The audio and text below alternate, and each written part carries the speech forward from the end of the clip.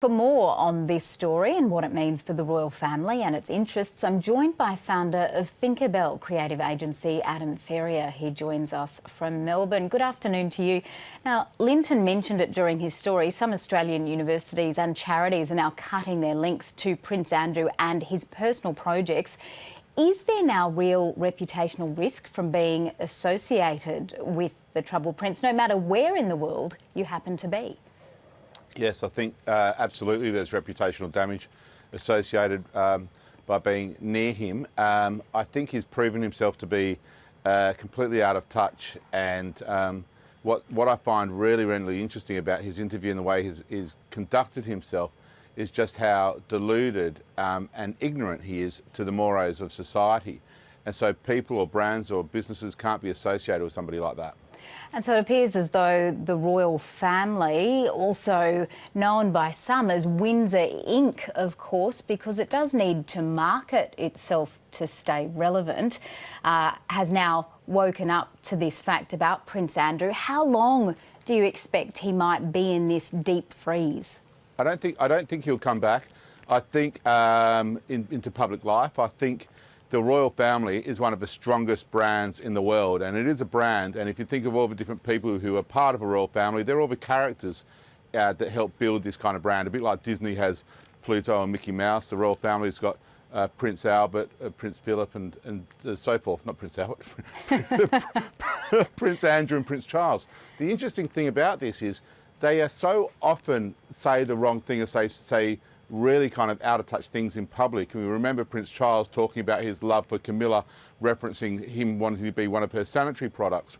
And they are so out of touch. They're growing up in such a closed loop system within the royal family that it's really quite disconcerting. It's one of the reasons why we're just losing faith and trust in these big kind of institutions, is because they're completely out of touch. And now that they're growing up in these glass houses with a 24-hour media cycle and so forth, they're just getting exposed for what they are.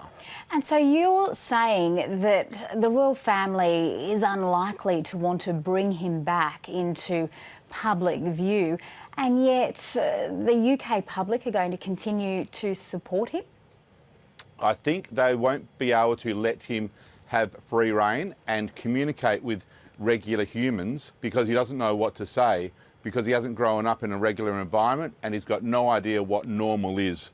And so therefore he can't communicate as a normal human being, and he's too much of a liability. So he may well have a behind the scenes role, or he may well communicate through press releases.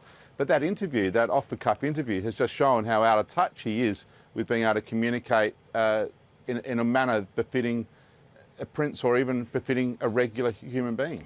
The royal family has, though, in the past been able to change the narrative. We certainly saw it with Charles and Camilla, because at one point it was said that the two would never be allowed to marry, and now they have been married for almost 15 years or so. Do you think there is a possibility that the royal family might attempt to rehabilitate Prince Andrew, and what do you imagine the storyline could be? I like your question, and it becomes enough is enough.